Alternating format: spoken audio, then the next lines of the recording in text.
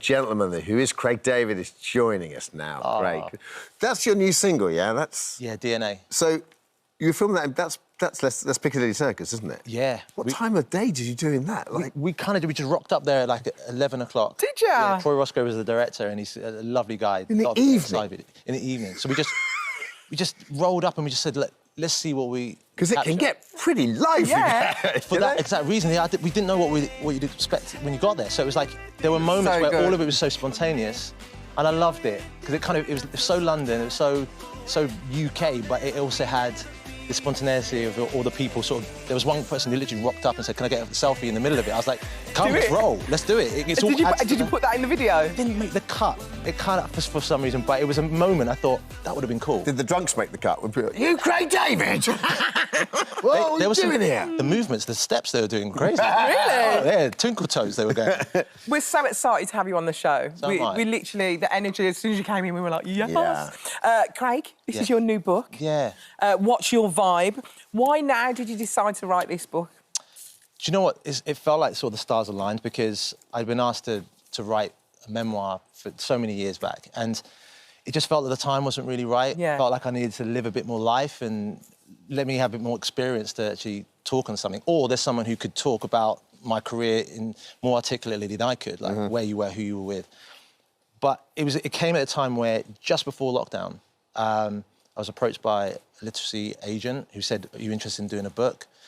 Fern Cotton's Happy Place publishing company. She said, "Are you interested in doing a book?" And I just thought, I'm getting this book memo here.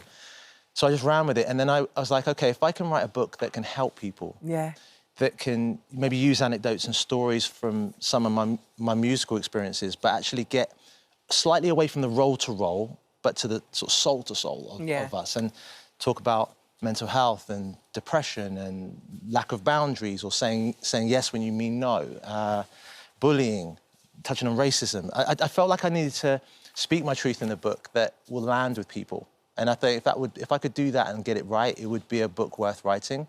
And I'm just really so proud of it. It's called What's Your Vibe because I'm always, when I walk into the room, it's like, what's the vibe? What's your vibe? Not what you're thinking. How are you feeling? The energy here with you? Oh, my God.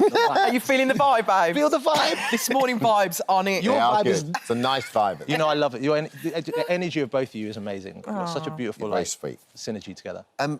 So, in terms of writing it, was it, you know, you've been writing all your life, so a different discipline? Did you find it easy when you started? No, it was the complete opposite. It was like, it was cathartic to a certain point. Did it just flow out of you? Yeah, I did it in voice notes a lot. I was able to, I thought it was more closer to where I write songs. That's what I did with my book, yeah. It's much easier It's really for me. clever, isn't it? And it rolls off a bit more. The languaging sounds like it's more you, as opposed to like, we're sort of in an essay here or doing a dissertation.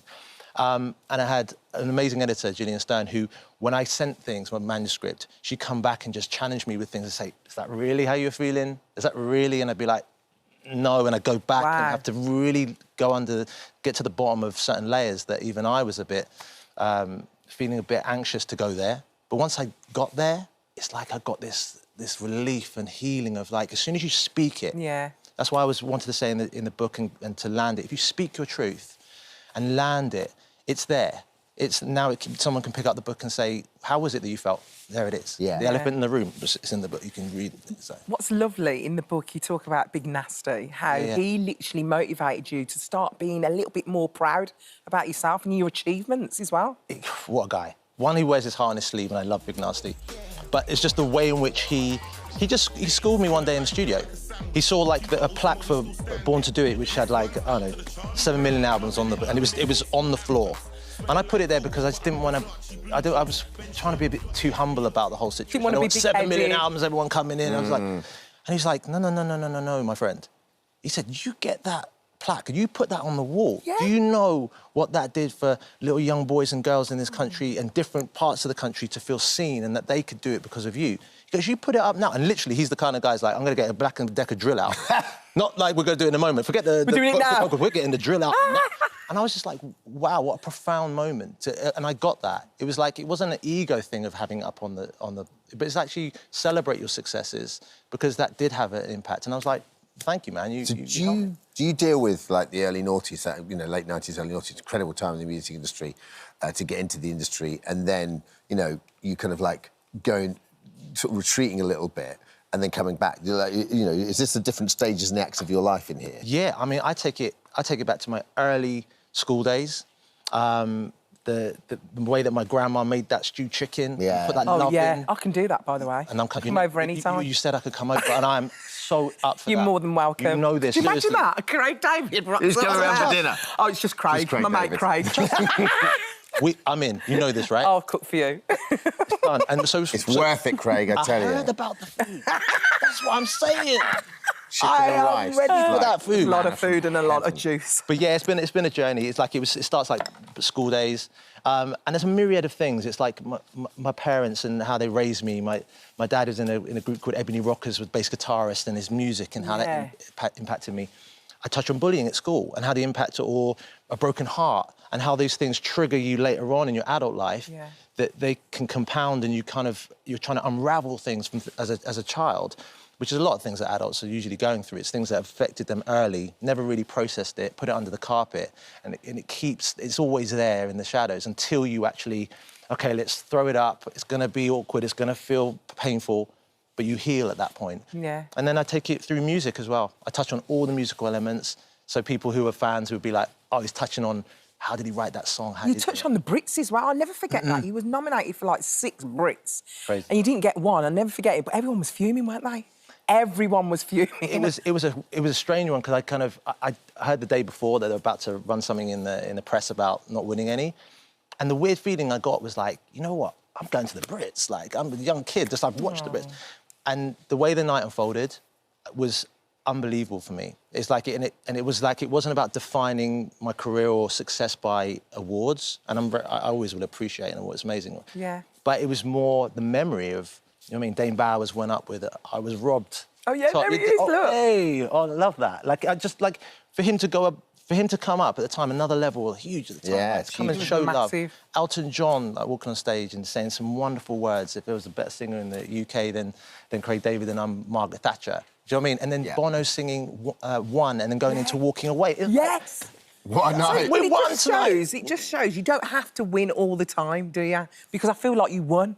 You won. But what's interesting, like you said, you were a young kid then, but I loved the sort of the comeback stuff. You know, I remember I've interviewed a couple of times, met a few times, and, you know, I remember when you came on X Factor and we were chatting at judges' houses, and it was that moment where you sort of, you know, you came back and you realised there is that much love for you still. Because you were kind of like, not a hermit, but you were just doing your own thing in the States, weren't you? And just not, you know, going to do gigs here and there. Yeah, you know, I pulled back. There was, I mean, obviously, I touched on Bo Selector in there too, and that was a moment that was hard for me to process. It was the bullying kind of part 2, but nationally.